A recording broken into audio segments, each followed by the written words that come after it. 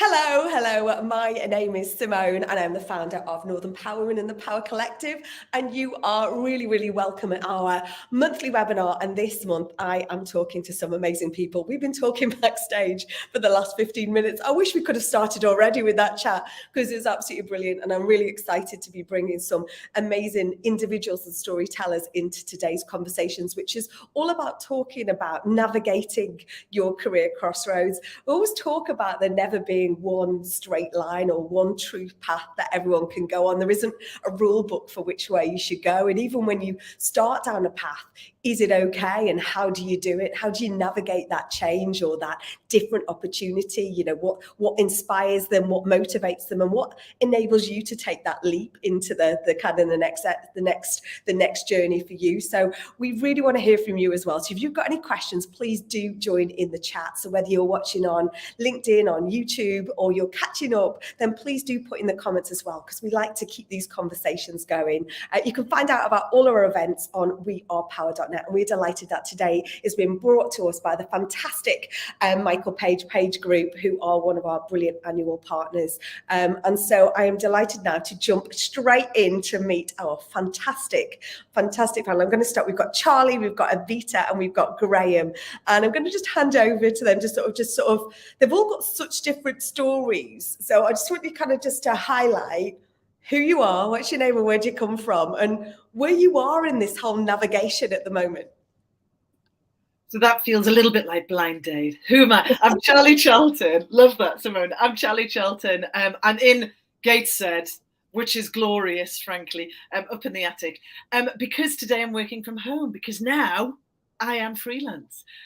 So I was with the BBC for almost 20 years as a senior broadcast journalist. And then during the pandemic, took the leap out.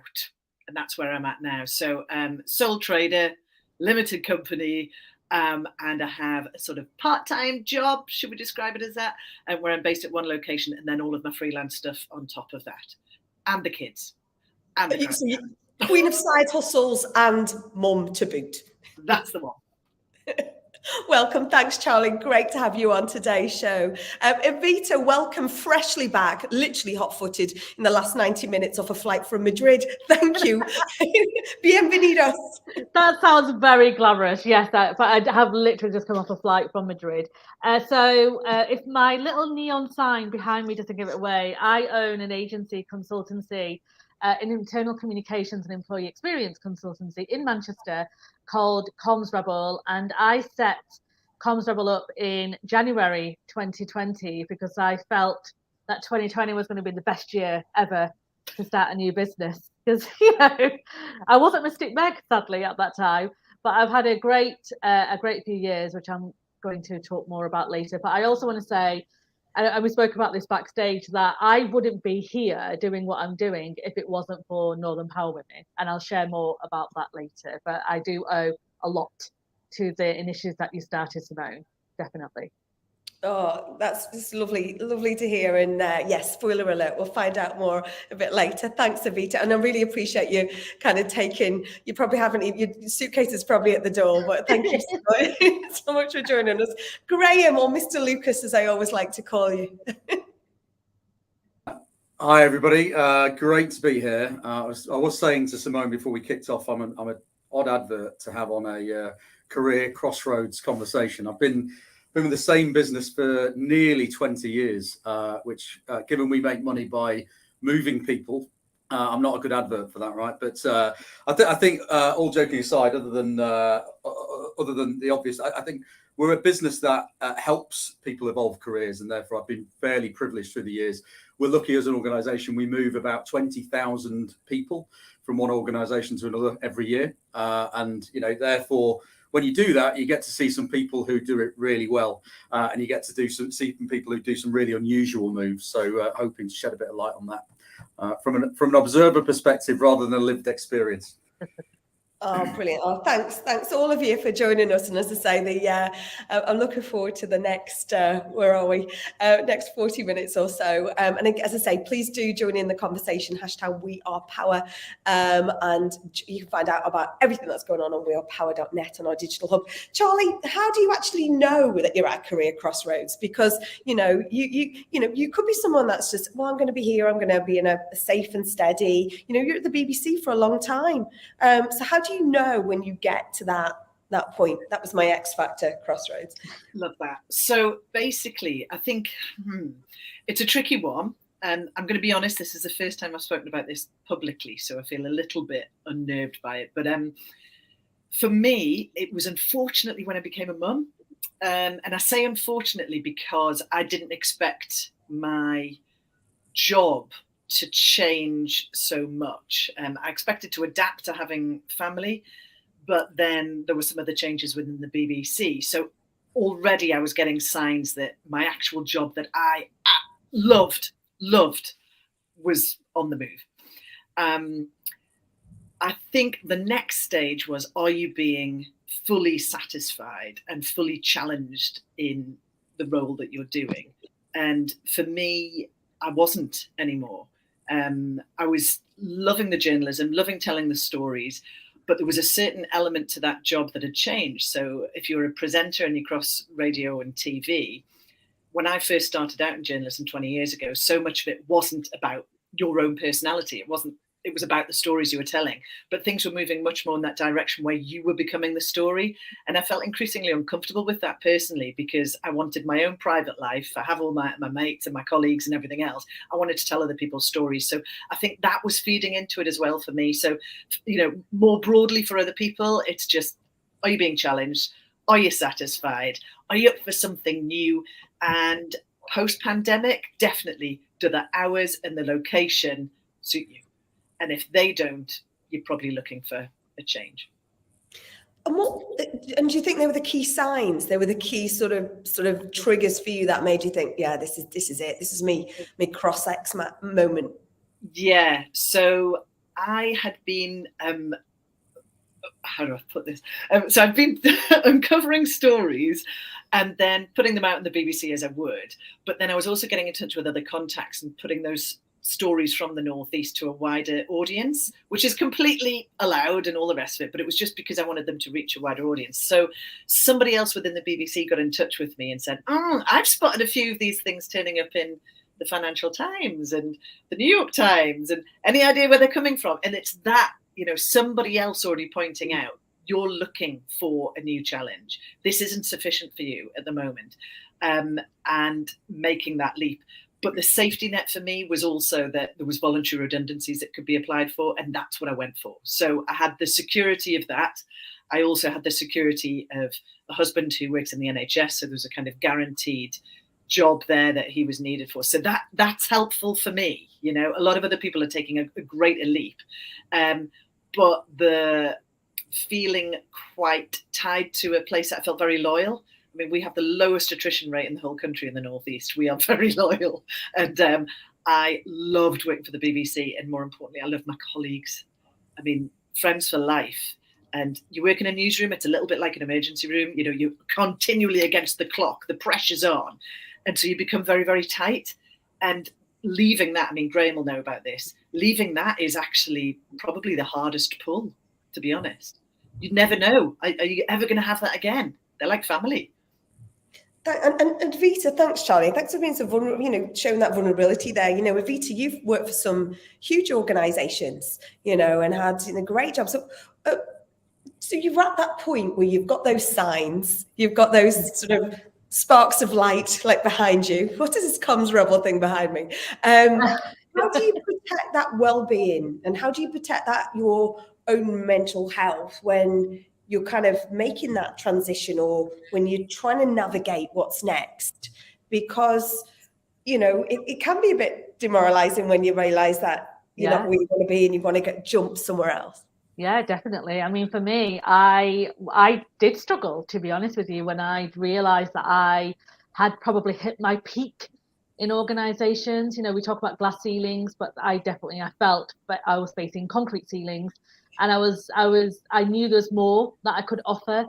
And to Charlie's point, in the North specifically, it's difficult to get to those senior director positions unless somebody actually leaves or retires. And when I was asking about my next opportunity, the feedback I was receiving was to relocate.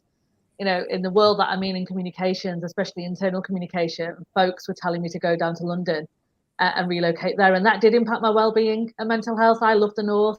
I didn't want to relocate. I love everything about what we have up here, my community, my family, my friends. And, don't get me wrong, traveling down to London, I do that on occasion with work. But at that time, I definitely didn't want to relocate. So one of the main things I had to do was find my community, my community outside of my workplace. And that took a lot of time. So I created in 2018 a community called the Comms Hive, which was bringing together people who were interested in internal communication and employee experience and communications in general in local spaces. And we, rather than doing one of those networking events, those dreaded networking events that nobody really likes because it's just a bit awkward all around, I decided to do private dining. So I used to hire a private dining space and have a 3-course meal and then rotate after every course. So, and you got to meet new people. So that's between 10 and 15 people. I want to go. I know, honestly, it was one of the best things I ever did. And this is why I would advise folks who are listening to us today, like, if you are facing, challenge and you're feeling a bit isolated, a bit lonely, you're not quite sure who to ask for advice, you're a bit stuck, then find your community. And what I did was put a post out on LinkedIn and just said, look, I'm not into these networking events, which are just a bit tedious. Anybody fancy coming for dinner? Let's have dinner, some drink, some food, and let's get to know each other in a really informal way. And that really helped build my confidence as well in what I mean by that is understanding what value I was bringing to the industry, because I didn't know, I wasn't quite sure where I fitted in. I wasn't quite sure what I could offer. I had a spark that I want to do my own business, but I never intended to set my own business up. And my parents had their own businesses, and I saw the struggles, the ups and downs, with starting your own business. So I went into the workforce, and I worked in-house for 20 years. And I went into the workforce thinking I like the stability of having a job. I like the stability of having a paycheck coming at a certain time every month.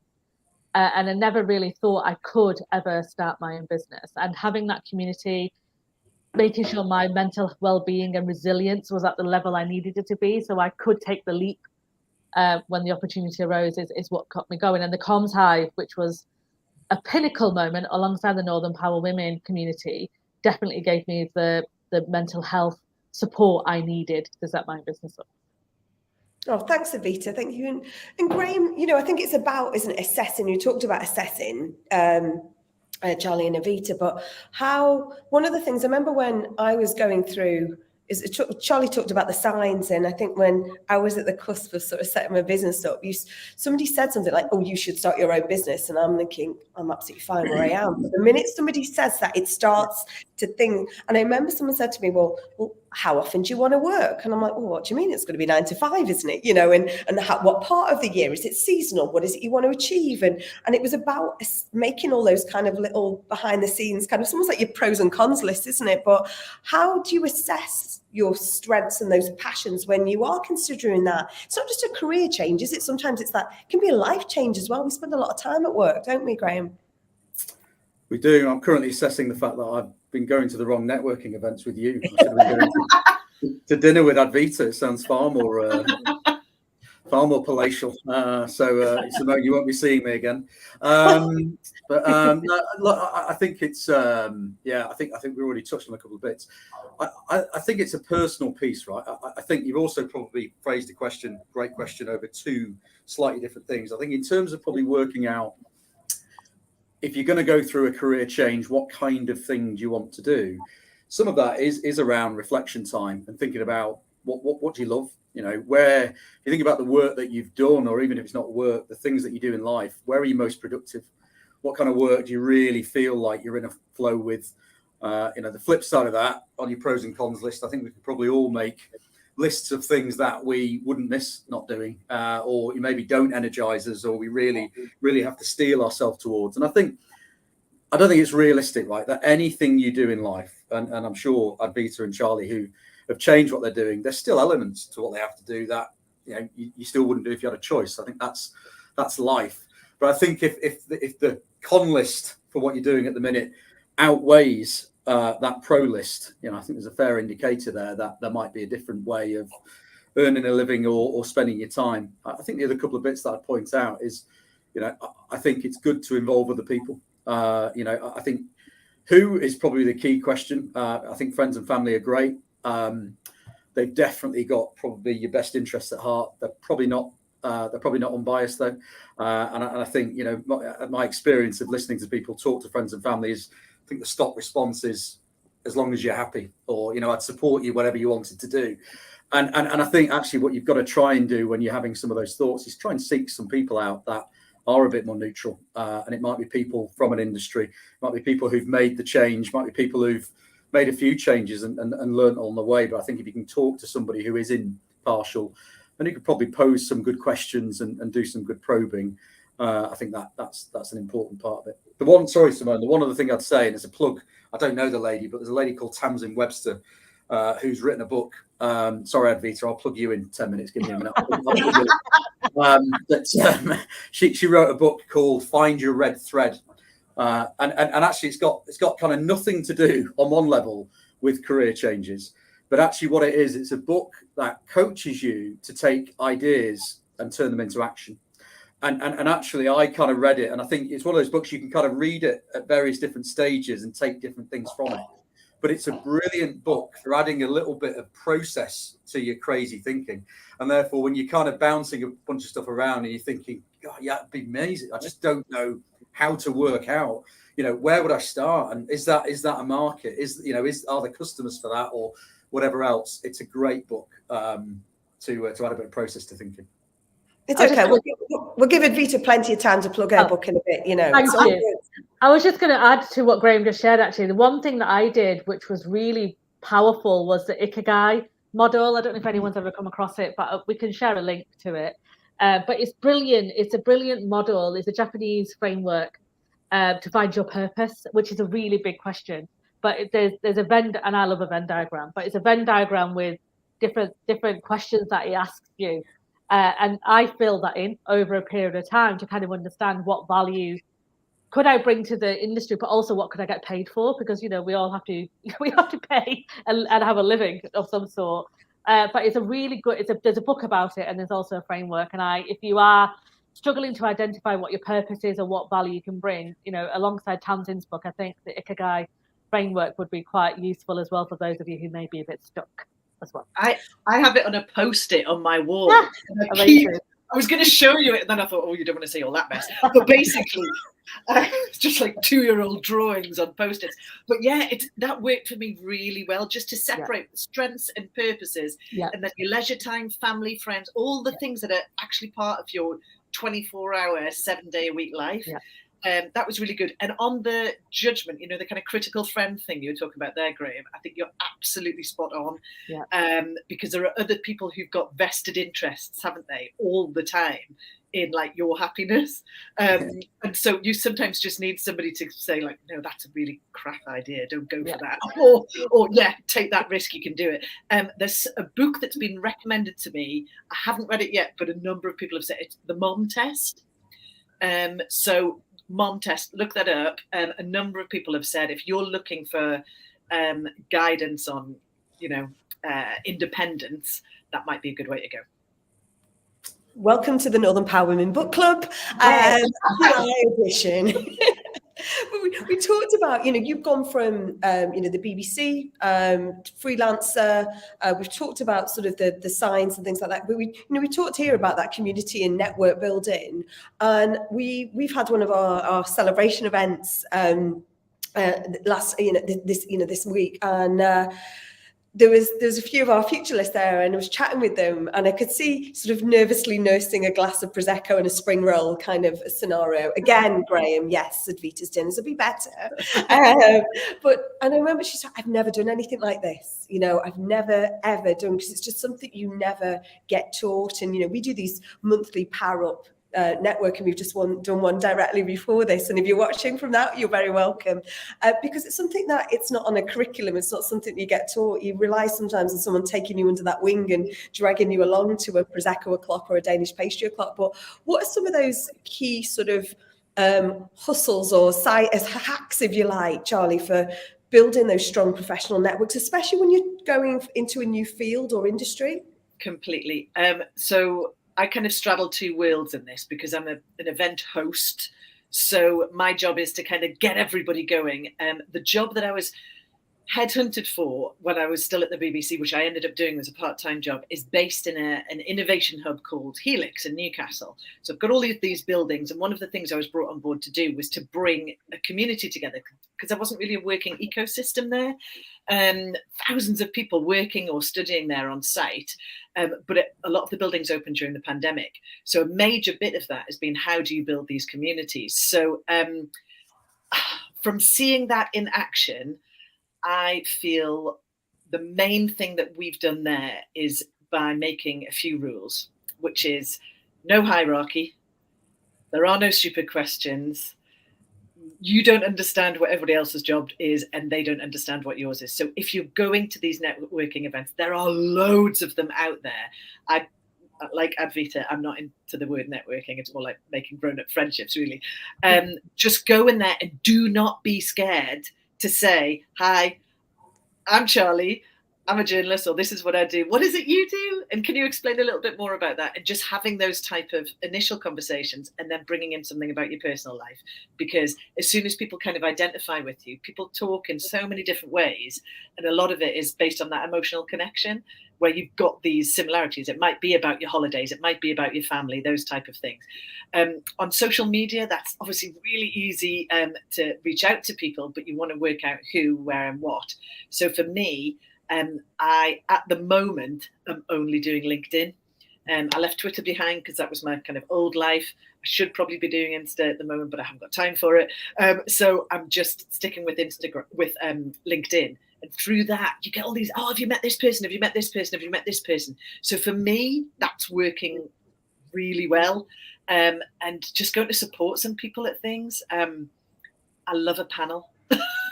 Love a panel, because you can get involved as part of either the audience, listening to people, hearing stories. They're really worth it. The amount of things I've learned. There was something I was part of called Venture Fest in the Northeast, and the people on that panel blew my tiny little mind. I had no idea. They were talking about like all of this kind of theory, but actually when it came down to it, it was the decisions I'd made on how I'd moved my life. I just didn't know that they had formal titles and branding. But don't be scared.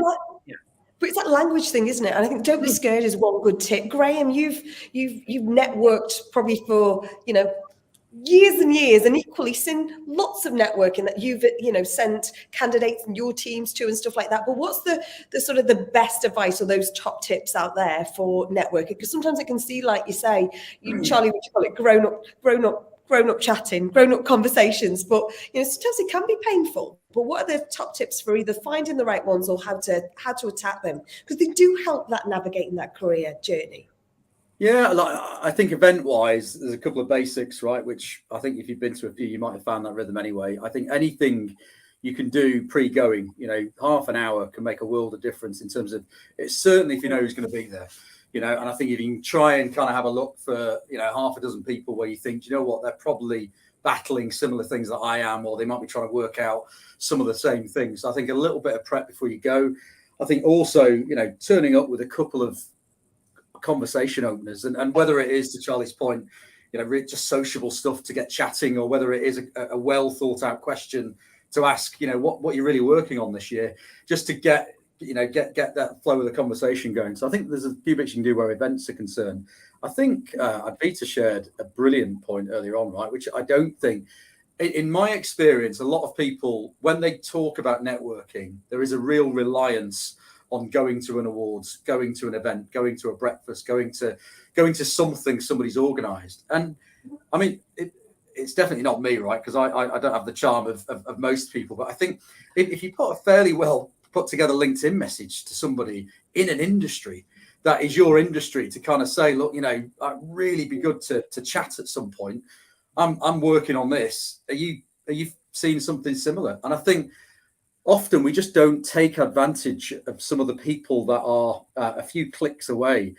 And sure, I'm sure some people might ignore that message. I'm sure some other people might not want to pursue it. But I think you'll find, whether it's in journalism, whether it's in EVP or whatever else it is, whatever field you're working in, I think you could do what Advita did, which is be proactive and reach out and start talking to people outside an event, as well as going to events and other things like that. And also, just when you're wandering around, the number of people I've been put in contact with from, say, being at like a tots and toddlers group, or like even the local shop, they're like, what are you doing now? I say what I'm doing, they don't understand, I say it again, and then they're like, oh my goodness, have you met? They're actually the chains that I've probably got as the most sturdy at the moment. People, you know, face to face. Crazy idea. I think You'll never catch on.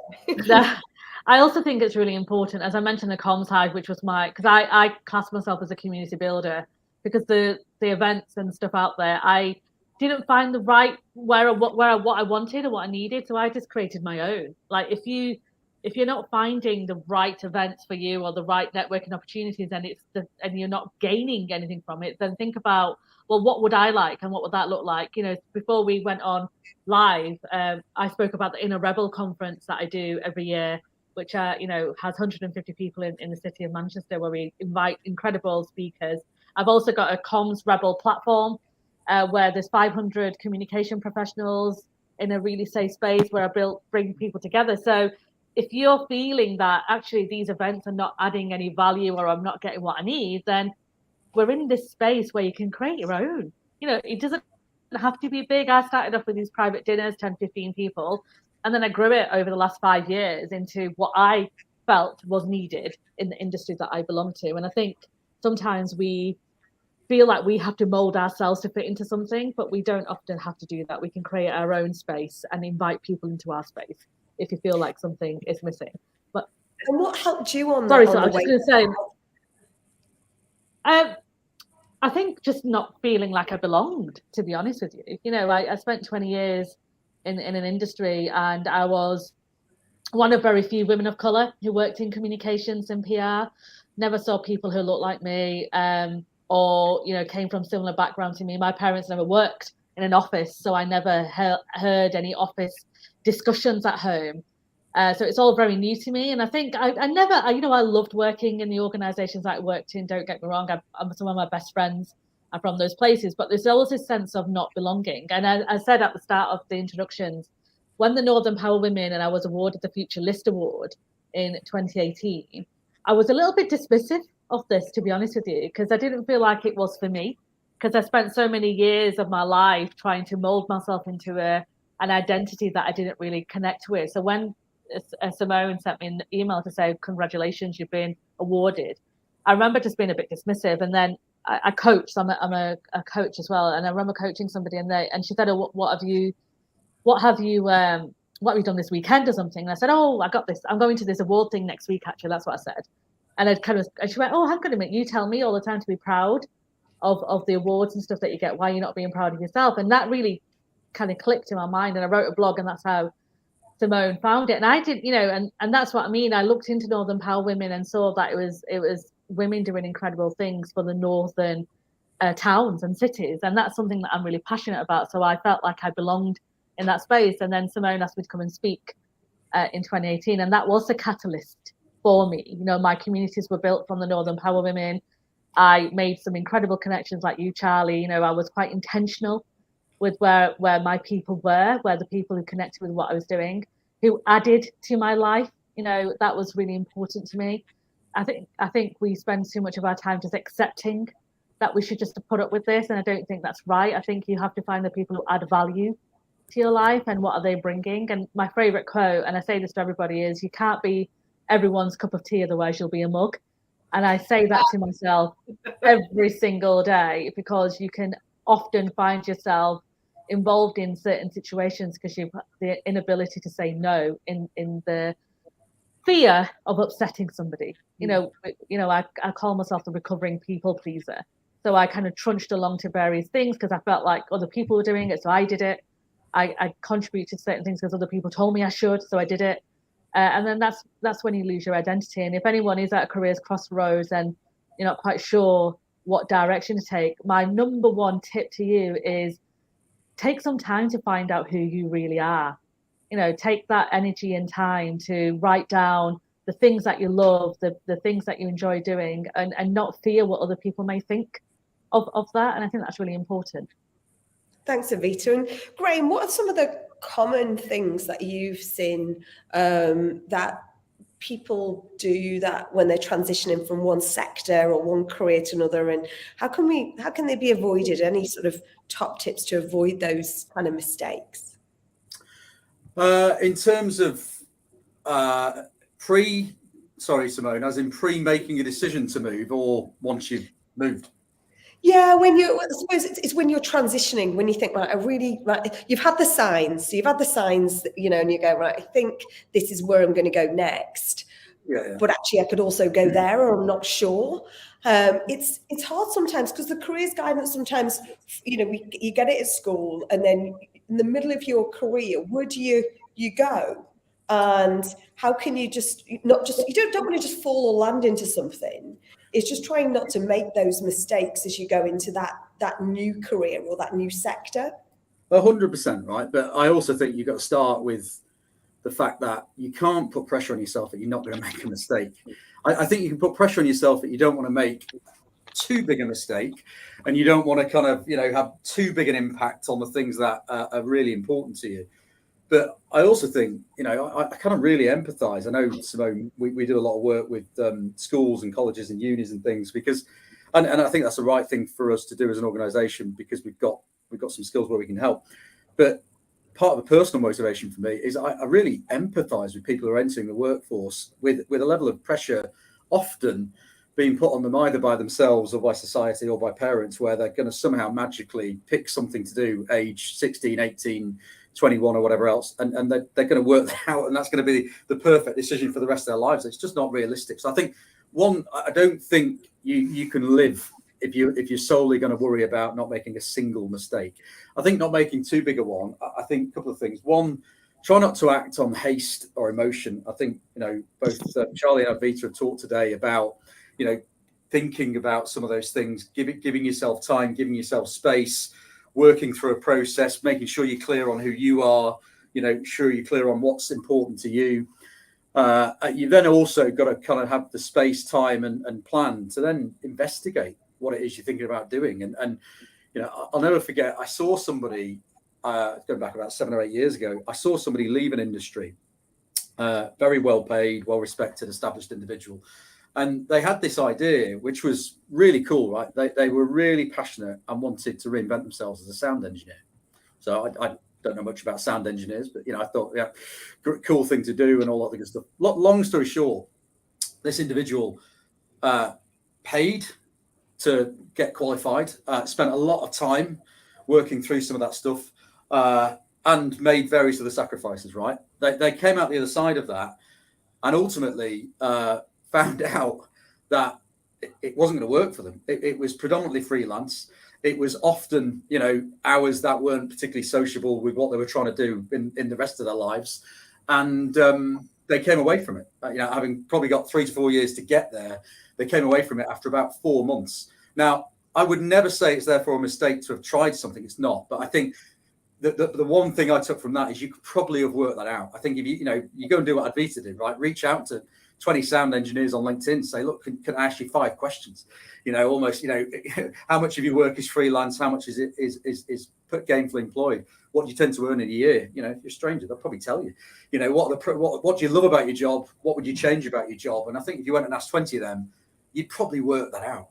And so I think, giving yourself the time to work out who you are, making sure you've got a bit of a process and you commit to really investigating the pros and cons of what you want to do, then you're still going to make mistakes, right? But those mistakes are adjustments and learns along the way. They're not, my God, I've spent 3 years and £14,000 trying to become something that I've realized after a handful of weeks I don't want to be. That'd be my long-winded answer. Sorry. I think for me, you've hit the nail on the head there, because there's a load of stuff that I'm doing in schools with kids, actually from the ages, maybe even going down to 10, but at 14 before they choose their options. And it's a case of once you've done that, they've already narrowed into their GCSEs, and they've narrowed again into their A levels, and then and you just keep going into this kind of tube. And it might not be that end point you're looking for. And it's just asking those basic questions of somebody: what do you do all day? What do you genuinely, where do you work? What do you do? How many people are you talking with? And you start to then work out what your own passions are. Do you like being around people a lot of the time? Or do you actually get a lot more of your power being on your own and then with little separate bits? Do you want to be outside? Is it a physical job? Is it a creative? What are the bits that your current job aren't fitting for you? And is there a world for you outside? That's going into somewhere. I think the next question would be, what is that job title and what does it actually mean? In tech, 13,000 different job titles. What? Like, what on earth are they? You might work in space and you still don't know what half of the jobs are. And then for me, it was becoming self-employed. So for me, I went to people who have nothing to do with my love of business as a sector. Or journalism or events or any of that. I went to people working in other fields just about being self-employed. What does that actually become? Where does the accountancy bit fit in? Where does the branding bit, the marketing? Because if you go and become an entrepreneur, you've got to do all of that or outsource it. So you've got to have the money to outsource it, or you learn these skills. How are you going to do those? How fast can you do that? And how fast can you get up and running? And I think it's being realistic about that. A third point would be if you've got family. So fitting in around the real life of kids. So school times, after hours or breakfast clubs, all of those things. Can the job that you're moving to sustain that? And they're really quite difficult questions, and you might not get the answers that you want to hear. But I think, Graham, you're spot on. It's better to know that before you take that leap and go in totally prepared and make the best shot of it you can. I think sometimes as well, Charlie, I think it might not be the answer you want to hear, but it also might not be a permanently negative answer. It might be, I'd have to kind of work through that for a year. And actually, if what I can see on the other side of that is good enough for, I know that's going to sustain personal development, engagement, enjoyment for 10 years. Yeah. Fine. But you're going into that knowing that, right? And you're also going, I know I'm going to have a coping mechanism for that, be that, be that a skill gap, be that the support network, be that whatever, that plug, the financial bit that you're not going to have for a while, and I think the readiness for that, because otherwise, and that's where I think mistakes can get made. And when some of that preparation and plan isn't there, people can lunge from one thing to another, right? So it can be, I really don't like my commute, right? So you fix it, you get a job with a better commute. Yeah. You then realise, my God, I really can't work I can't be at home all alone on my own. And then I've got to fix that. And ideally, and sometimes that happens, right? Sometimes you don't know until you're doing it. But I think the more, without wanting to prep forever because you'll never get anything done, I think trying to avoid the scenario where you realise 2, 3, 4 weeks post a decision, I should have done this. I should have done something different. Maybe I should have changed, but I should have done something different from a position of having thought this through a little bit more. That's what. And also, if you make that leap to another job, you just touched on something there. It doesn't have to be the job for life. So if you're at a career crossroads and you're thinking, right, I'm ready for a change, that doesn't mean that's the next change for 50 years. That's the change for maybe the next 5, 10 years. And then you might be in another state in your personal life or professional life and you move on to something else. And that was my way I could take the gamble, to be honest. I think, sorry, Simone, I'll shut up in a minute, but Charlie, I think it's a really good point. I had lunch with somebody who I've known for 15, 20 years last week. And actually, I think what they're doing is really cool because I think often we're quite black and white, which is, you know, you talk about things like freelance and being self-employed. You know, we talk about it in the instance it's kind of one or the other. Well, this individual's basically taken a part-time role 3 days a week in what they do, you know, and ultimately is setting up a limited company in the rest of the week. And they've got a plan where the reality of it is they're trying to then turn that part-time role into a piece of project work in about 6 months, where they'll go into a day rate with said business at a time where they're starting to build out a little bit of freelance book themselves. I think you can also think about how you do things in chunks, as opposed to just this waiting for this perfect day to arrive, where you can chuck the towel in and go through a massive change, which is really scary. And, you know, to Charlie's point, if you've got a bit more family stuff going on or mortgage and all that other good stuff, can feel like it's just too big a call. So you can chunk it down as well. And I'm conscious of time, and we've got a couple of questions in, which is brilliant. And just while we're putting those questions up now, Advita, just highlight the last 3 years for you. So 2020, I'm going to do this. What's it been like? Roller coaster? Yeah, I mean, I am all about taking risks, right? And I think life is too short not to. And I have the privilege to do that. I understand that. But I also think that we can overestimate what we need. So I'm going to give a very practical piece of advice is the best thing I ever did was get an Excel spreadsheet and write down how much money I needed to live on and realistically need to live on. So, and it wasn't like, you know, the days out. I took all the nice things that I do and did the basics, mortgage payments, all that jazz, and broke it down into daily. So I did a month, week, and day, and that changed my life, because I was like, oh my goodness, that's all I need. That's all I need to earn. This is me going freelance and consultancy.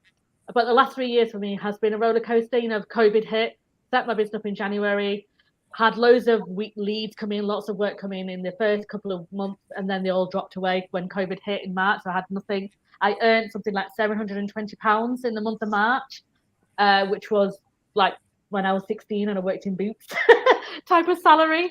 And I thought to myself, you know, to Charlie's point, I had a contingency anyway. So I saved up for 6 months worth of payments. So I wasn't overly struggling in that sense. But I did decide that I had to do something for myself. Otherwise, I could either go back in-house, which was a choice, or I could just cross my fingers and be very intentional and crack on. And that's what I did. So I did a podcast. I did 2 podcasts, set a second business up, 3, then a third business, and then I did the event. I wrote a book. I did a lot happened, and that's because I read another book recommendation. Is called A Year of Yes by Shonda Rhimes, and that book did transform my life. So I am going to do a little plug, because here's the book. It came out 3 weeks ago in the UK, and it came out last Thursday in the US and Canada. But I wouldn't have written that book if I hadn't taken a risk. And I think when we fear failure, it can really stop us moving forward. And I think, what's the worst that can happen? What's the worst that can happen if you do it? And what's the worst that can happen if you don't do it? And then balance them two things. So I'm thinking, God willing and good health and all that, we're working 50 years. What's 2 years experimenting something a bit different? And if it doesn't work out, then my benchmark is I can always go and get a job doing what I was doing before. It's fine. And that's what I did. And I think keeping myself grounded, looking at my balance sheet on how much I need to live, and aiming for that every day, that's what's kept me kind of taking those opportunities. And that's what I would highly recommend if you are worried about. I really feel for that guy talking about being the breadwinner. And any of the top tips? That question there about being a breadwinner, I think, is absolutely Go on, key. Charlie. Because when we say what is the worst that can happen, that is losing your mortgage and not being able to pay all the stuff. So just a quick thing for this guy, because we were in this situation. If you can do everything Advita said there and work out all your balances and what you actually need to survive and all the rest of it in its most basic form, and have contingencies. And then what I would advise is maybe moving to part-time in the job you're doing. And with those extra days, a little bit like Graham's pal there, adding in, swapping those for either your freelance or your other job that you want to do, and building that up. And then when it reaches a point, tip the scales. So maybe don't take that leap, but tip the scales that way. And also, if you are the main breadwinner, see if the other person in your family unit is able to make any earnings in some other way. Sometimes there's like some stuff you can do in the evenings, which help kind of share the workload. And I've seen a lot of families do that and then 3 years down the line, it's all switched, and it's been worth it taking that risk. Yeah. And I would also say, think about other things you can Thanks. do. One of the best things is like the entrepreneurial side. So when I had that really low month in March, I thought about what can I offer, and I created an ebook, and I sold the ebook on my website and made money through that. So think about different ways you can also add to that income. And final top takeaway in our final 15 seconds, the one thing that everyone can do, obviously other than purchase Advita's book that we just dropped into the link, because this is the Northern Empowerment Book Club. Graham, you're at that crossroads. The one top tip that everyone can take away today. We've talked about Venn diagrams, we've talked about spreadsheets, being curious. People, I think people often try and work through too much of that stuff solely on their own. And there's a big chunk of that, right? But I think we've talked today about go and talk to people who do the stuff you think you might be interested in. Go and try and shadow them in an office if you can get away with it. Go to an event, listen to them talk at different bits. I think spend time with people in the field you're interested in. I think it's the best way to learn. I Charlie, would just, and then Advita. I completely agree with that. Talk to as many people as you can, gauge opinion and all the rest of it. And also for yourself, take time out, get some peace, get some quiet where you can really think about what is important to you and what risks you're willing to take. For me, it's completely paid off. It really has. And I know for a lot of other people, it really has. But it does take, courage to make that leap, but it can be really, really worth it. And I would say two things. Comparison is a thief of joy. So don't compare yourself to anybody out there.